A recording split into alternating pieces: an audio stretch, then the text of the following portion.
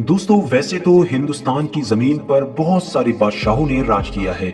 हर दौर में कोई ना कोई यहाँ पर आता था और अपनी ताकत के बलबूते पर हिंदुस्तान पर हुकूमत किया करता था। लेकिन आज की इस वीडियो में बात होगी उस औरत के बारे में जो औरत न सिर्फ हिंदुस्तान की गद्दी पर बैठने वाली पहली मुस्लिम औरत थी, बल्कि साथ साथ पूरे मुस्लिम इतिहास में कहीं पर भी हुकूमत करने वाली पहली मुस्लिम औरत थी। यानी उससे पहले मुसलमानों के इतिहास में पूरी दुनिया में कहीं पर भी किसी औरत ने हुकूमत की गद्दी को नहीं संभाला था। दोस्तों, हम बात कर रहे हैं रजिया सुल्ताना के बारे में। वही रजिया सुल्ताना कि जिसने हिंदुस्तान की गद्दी पर बैठते ही अपने दौर में हिंदुस्तान के बड़े बड़े लोगों को अपने सामने झुकने पर मजबूर कर दिया। आज की इस वीडियो में हम जानेंगे कि रजिया सुल्तान कौन थी और उन्होंने अपनी पूरी जिंदगी कैसे गुजारी। साथ ही साथ हम आपके सामने इस बारे में भी एक्सप्लेन करेंगे कि बहुत से लोग रजिया सुल्ताना के बारे में न सिर्फ ये दावा करते हैं कि रजिया सुल्ताना को अपने ही एक काले गुलाम से प्यार हो गया था, बल्कि साथ ही साथ ये भी दावा करते हैं कि रजिया सुल्ताना के उस गुलाम के साथ नाजायज रिश्ते थे और इसी गलत रिश्ते की वजह से ही रजिया सुल्ताना की हुकूमत कमजोर हुई थी और आगे जाकर उनसे हुकूमत छीन ली गई थी। तो दोस्तों, इस तरह की बहुत सारी चीजें आज की इस वीडियो में हम रजिया सुल्ताना के बारे में जानने वाले हैं। वीडियो को शुरू करने से पहले बस आपसे छोटी सी गुजारिश है कि नए आने वाले दोस्त चैनल को सब्सक्राइब करके साथ ही में बेल आइकन को भी प्रेस कर दें और हमारी हौसला अफजाई के लिए हमेशा की तरह हमारी इस वीडियो को भी लाइक कर दें ताकि इसी तरह की नॉलेजेबल और हिस्टोरिकल वीडियोस का सिलसिला हम जारी रख सकें। दोस्तों, ये कहानी शुरू होती है उस दौर से कि जब हिंदुस्तान को मोहम्मद गौरी ने फतह कर लिया था। मोहम्मद गौरी ने हिंदुस्तान को फतह करने के बाद हिंदुस्तान की हुकूमत की बागडोर अपने गुलाम यानी कुतुबुद्दीन ऐबक को दे दी और इस तरह से कुतुबुद्दीन ऐबक हिंदुस्तान का पहला मुस्लिम सुल्तान बना। 1210 में जब कुतुबुद्दीन ऐबक की वफात हो गई तो उसके बाद हिंदुस्तान की सल्तनत कुतुबुद्दीन ऐबक के दामाद यानी अल्तुतमिश के पास आई, जिसे हम में से बहुत से लोग सुल्तान अल्तमश के नाम से भी जानते हैं। दोस्तों, जिस तरह कुतुबुद्दीन ऐबक मोहम्मद गौरी का बेटा नहीं बल्कि गुलाम था लेकिन उसे सल्तनत मिल गई थी, ठीक उसी तरह सुल्तान अल्तुतमिश भी कुतुबुद्दीन ऐबक का बेटा नहीं बल्कि सिर्फ एक गुलाम था। इसी वजह से इनकी पूरी सल्तनत को गुलाम सल्तनत के नाम से जाना जाता है। रजिया सुल्तान इसी सुल्तान अल्तुतमिश की बेटी थी। हैरत की बात यह है कि सुल्तान अल्तुतमिश के रजिया सुल्तान के अलावा 11 बेटे भी थे, लेकिन सुल्तान को सबसे ज्यादा एतमाद और सबसे ज्यादा भरोसा रजिया सुल्ताना पर ही था। सुल्तान हर जगह पर हर मामले में अपने लड़कों से ज्यादा अपनी बेटी रजिया सुल्ताना को ही बढ़ावा दिया करता था और सुल्तान की ये आदत उसके 11 बेटे को बड़ी बुरी लगा करती थी। वो सोचते थे कि आखिर हमारी बहन तो एक लड़की है, उसके बावजूद भी सुल्तान हम जैसे बहादुरों को छोड़कर एक लड़की को इतनी तरजीह क्यों देता है। लेकिन दोस्तों, हकीकत भी यही थी कि रजिया सुल्ताना अपने 11 भाइयों से जर्रा बराबर भी कम नहीं थी। वो उनसे होशियारी में तो कहीं आगे थी ही, साथ ही साथ वो उनसे बहादुरी में भी आगे थी। रजिया सुल्ताना ने बचपन से ही घुड़सवारी, तीरंदाजी, तलवारबाजी जैसी चीजें बहुत अच्छी तरह से सीख ली थी और वो इनमें अच्छी महारत रखा करती थी। सुल्तान अल्तुतमिश को कहीं भी जाना होता था तो वो पूरी हुकूमत की बागडोर रजिया सुल्ताना के हाथ में ही छोड़कर जाया करता था और सुल्तान की गैर मौजूदगी में पूरी सल्तनत के सिस्टम को रजिया सुल्ताना ही संभाला करती थी। दोस्तों, सुल्तान को अपनी बेटी रजिया पर इतना ज्यादा भरोसा हो गया था कि उसने अपनी बेटी को ही अपना जानशीन बना दिया, यानी ये फैसला कर दिया कि मेरे मरने के बाद इस सल्तनत का अगला सुल्तान जो होगा वो रजिया सुल्तान ही होगी। लेकिन दोस्तों, सुल्तान अल्तुतमिश के इस फैसले से दरबारी लोग खिलाफ हो गए। उन लोगों ने ये आवाज उठाना शुरू कर दी कि आखिर सुल्तान अपने 11 बेटों के होते हुए अपनी बेटी को बढ़ावा कैसे दे सकता है और हम तुर्की के रहने वाले लोग एक औरत की हुकूमत कैसे बर्दाश्त कर सकते हैं। वहीं दूसरी तरफ सुल्तान अल्तुतमिश की एक बीबी शाह तुर्कान जो कि रजिया सुल्ताना की सौतेली माँ थी, वो अपने बेटे रुकनुद्दीन को अगला शहंशाह बनाने के लिए अंदरूनी तौर पर बगावत कर रही थी। लिहाजा सुल्तान अल्तुतमिश ने दरबारियों की मुखालिफत और अपनी बीवी के दबाव में आकर अपना ये फैसला बदल लिया और उसने रजिया सुल्ताना की जगह अपने बेटे रुकनुद्दीन को अपना खलीफा बनाया। जब सुल्तान अल्तुतमिश की वफात हो गई तो उसके बाद सुल्तान के फैसले के मुताबिक दिल्ली सल्तनत का अगला बादशाह रुकनुद्दीन बना दिया गया। लेकिन दोस्तों, रुकनुद्दीन एक अय्याश किस्म का इंसान था। वो दिल्ली के तख्त पर तो जरूर बैठा लेकिन नाम के लिए बैठा था। दिल्ली की पूरी सल्तनत उसकी माँ यानी तुर्कान शाह चलाया करती थी। جہاں ایک طرف رکن الدین اپنا پورا دن عیاشی میں گزارا کرتا تھا، وہیں اس کی ماں یعنی ترکان شاہ لوگوں پر ظلم و ستم کیا کرتی تھی۔ اس نے محل میں موجود اپنے دشمنوں کو چن چن کر قتل کروا دیا، یہاں تک کہ بادشاہ التتمش کی کئی دوسری بیویوں کو بھی قتل کروا دیا۔ اس نے سلطان التتمش کے دوسرے بیٹے یعنی رکن الدین کے جو سوتیلے بھائی تھے ان تمام کو بھی پریشان کرنا شروع کر دیا تاکہ کوئی بھی میرے سگے بیٹے رکن الدین کی سلطنت کو چیلنج نہ کر سکے۔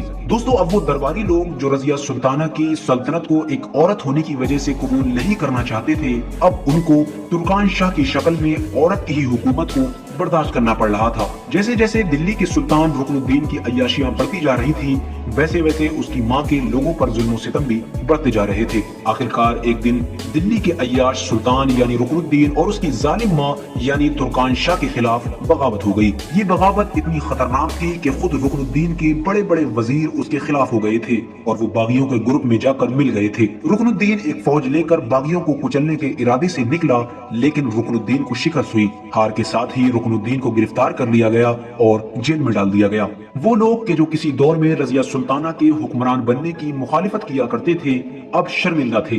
ان لوگوں نے رضیہ سلطان کو ہی تخت پر بٹھا دیا اور اسے ہی اپنا بادشاہ تسلیم کر لیا، اور اس طرح سے پہلی بار 1236 میں کوئی مسلم عورت ہندوستان کی سلطان بنی۔ دوستو ہندوستان میں رضیہ سلطانہ کے نام کے سکے چلائے گئے۔ رضیہ سلطانہ نے اپنی سلطنت کے دور میں بہت اچھی سڑک، بڑی بڑی لائبریری جیسی چیزیں بنوائی تھی۔ دوستو رضیہ سلطانہ کی سلطنت کے لوگ بھی نسلی اعتبار سے ترکی کے تھے، یعنی وہ ترکی سے ہی ہندوستان میں آئے تھے۔ اس وجہ سے رضیہ سلطانہ کو یہ یقین تھا کہ ترکی کے لوگ کبھی بھی ایک عورت کی سلطنت کو قبول نہیں کریں گے، اس لیے اس نے تخت پر بیٹھتے ہی مردوں کی طرح لباس پہننا شروع کر دیا تھا۔ وہ ہر کام مردوں کی طرح کرتی تھی، مردوں کی طرح لڑا کرتی تھی اور مردوں کی طرح ہی وہ اپنی فوج کو خود لیڈ کیا کرتی تھی۔ لیکن دوستو تمام کوششوں کے باوجود آخرکار وہی ہوا جس کا رضیہ سلطانہ کو پہلے سے ہی ڈر تھا، یعنی رضیہ سلطانہ کے عورت ہونے کی وجہ سے سلطنت میں پھر سے بغاوت ہو گئی۔ سارے باغیوں نے مل کر رضیہ سلطانہ کے خلاف ایک بہت بڑی فوج تیار کر لی تاکہ رضیہ سلطانہ کو تخت سے ہٹایا جا سکے، اور ان تمام باغیوں کا جو لیڈر تھا وہ رضیہ سلطانہ سے پہلے دلی کے تخت پر بیٹھنے والے عیاش رکن الدین بادشاہ کا قریبی وزیر تھا۔ لیکن دوستو رضیہ سلطانہ بہادر ہونے کے ساتھ ساتھ بہت زیادہ ہوشیار بھی تھی۔ اس نے اپنے باغیوں سے مقابلہ کرنے کی بجائے دماغ سے کام لیا۔ اس نے اپنے باغیوں میں پھوٹ ڈالنے کی کوشش کی اور رضیہ سلطانہ کا یہ پلان بڑا کامیاب ہوا۔ باغیوں کی تمام فوج آپس ہی میں لڑ لڑ کر الگ ہو گئی اور ان کے چھوٹے چھوٹے گروپ اپنی اپنی فوج لے کر الگ الگ چلے گئے۔ رضیہ سلطانہ نے جب دیکھا کہ ان لوگوں کی ایکتا ٹوٹ چکی ہے تو رضیہ سلطانہ نے ایک ایک کر کے ہر لشکر کا پیچھا کر کے سارے باغیوں کو قتل کروا دیا۔ اس طرح سے رضیہ سلطانہ نے اپنے خلاف ہونے والی ایک بہت بڑی بغاوت کو کچل ڈالا تھا۔ رضیہ سلطانہ نے جب اس بغاوت کو کچل ڈالا تو لوگوں کے دلوں میں رضیہ سلطانہ کا ڈر اور عزت اور زیادہ بڑھ گئی تھی۔ دوستو وقتی طور پر بھلے ہی رضیہ سلطانہ نے ساری بغاوتوں کو کچل دیا تھا، لیکن ابھی بھی بہت سے لوگ ایسے محل میں موجود تھے جو رضیہ سلطانہ سے نفرت کرتے تھے اور وہ صرف ایک موقع کی تلاش میں تھے۔ آخرکار انہیں موقع مل بھی گیا۔ دوستو رضیہ سلطانہ کے محل میں ایک حبشی غلام تھا۔ اس کالے غلام کا نام یاقوت تھا۔ کہا جاتا ہے کہ رضیہ سلطان اس پر بہت زیادہ مہربان ہو گئی تھی۔ پہلے یہ کالا غلام اس کے محل میں گھوڑوں کے استبل کا دروگہ ہوا کرتا تھا، لیکن اچانک سے رضیہ نے اس کو امیر کا عہدہ دے دیا اور پھر کچھ عرصے بعد ہی اس کالے غلام کو امیر سے امیروں کا امیر بنا دیا، یعنی جو امیر ہوا کرتے تھے ان سب کا امیر بنا دیا۔ یہ ایک ایسی پوزیشن ہوا کرتی تھی جو محل میں سب سے بڑی پوزیشن کہلاتی تھی۔ یہ پوزیشن اس دور کے بڑے ترکوں کو ہی دی جاتی تھی، لیکن جب رضیہ سلطانہ نے ایک کالے حبشی غلام کو اس پوزیشن پر بٹھایا تو محل میں موجود تمام بڑے ترک لوگ رضیہ سلطانہ کی مخالفت میں کھڑے ہو گئے اور انہوں نے کہا کہ رضیہ سلطانہ نے ایک حبشی غلام کو یہ پوزیشن دے کر تمام ترکوں کی مذاق اڑائی ہے۔ دوستو بات ابھی یہیں پر ختم نہیں ہوئی، بلکہ لوگوں نے دھیرے دھیرے یہ دعویٰ کرنا بھی شروع کر دیا کہ رضیہ سلطانہ کے اس کالے غلام کے ساتھ ناجائز رشتے قائم ہیں۔ لوگوں نے رضیہ سلطانہ کے اوپر بد چلنی کا الزام لگانا شروع کر دیا تھا۔ ایسے حالات میں رضیہ سلطانہ کو چاہیے تھا کہ وہ اپنے درباریوں کی مخالفت کو مد نظر رکھتے ہوئے اپنی پرانی غلطیوں میں سدھار کرتی، لیکن اس نے ان تمام چیزوں کے الٹ اور زیادہ غلطی کرنا شروع کر دی۔ اس نے اس کالے غلام کو امیروں کے امیر کی پوزیشن سے اور اوپر اٹھا کر اپنا خاص باڈی گارڈ بنا لیا، जैसे ही वो काला गुलाम रजिया सुल्ताना का बॉडीगार्ड बनाया गया, उसके बाद तो वो रजिया सुल्ताना के साथ हमेशा रहने लगा। यहाँ तक कि रजिया सुल्ताना अपनी सल्तनत के मामले में भी उससे बड़े बड़े मशवरे लिया करती थी। वो काला गुलाम एक पल भी रजिया सुल्ताना से अलग नहीं रहा करता था। रजिया सुल्ताना के इस कारनामे से दरबार में मौजूद तुर्की लोग उससे और ज्यादा मुखालिफ हो गए और वो लोग रजिया सुल्ताना के खिलाफ बगावत करने लगे। रजिया सुल्ताना के ऊपर बदचलनी यानी नाजायज रिश्तों का इल्जाम लगाने वाले लोगों में से जो सबसे आगे था वो था पंजाब का एक हुक्मरान जिसका नाम था मलिक अल्तोनिया। कहा जाता है कि मलिक अल्तोनिया रजिया सुल्ताना से शादी करना चाहता था, लेकिन रजिया सुल्ताना ने जब शादी से इनकार कर दिया तो उसने इसी वजह से नाराज होकर मौके को तलाश करना शुरू कर दिया। और जब रजिया सुल्ताना के ऊपर लोगों ने काले गुलाम के बारे में इल्जामात लगाना शुरू किए तो मलिक अल्तोनिया ने भी इसे मौका समझा और इल्जाम लगाने वाले लोगों में सबसे आगे आकर खड़ा हो गया। मलिक अल्तोनिया ने तो रजिया सुल्ताना के बारे में ये भी अफवाह उड़ाई कि रजिया सुल्ताना जब घोड़े पर सवार होती है तो उसका काला गुलाम ही उसे अपने हाथों से घोड़ी के ऊपर बिठाता है। रजिया सुल्ताना ने जब अपने ही पंजाब के गवर्नर यानी मलिक अल्तोनिया की यह हरकत देखी तो उसने उसे जवाब देने का इरादा किया।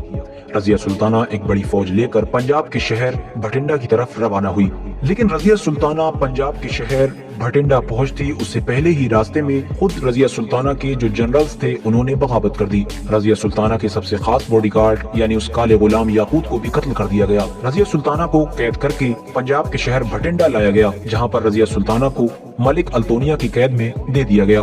और वहीं दूसरी तरफ रजिया सुल्ताना के दरबारियों ने रजिया सुल्ताना को कैद करवाने के बाद उसके दूसरे भाई को उसकी जगह पर तख्त पर बिठा दिया।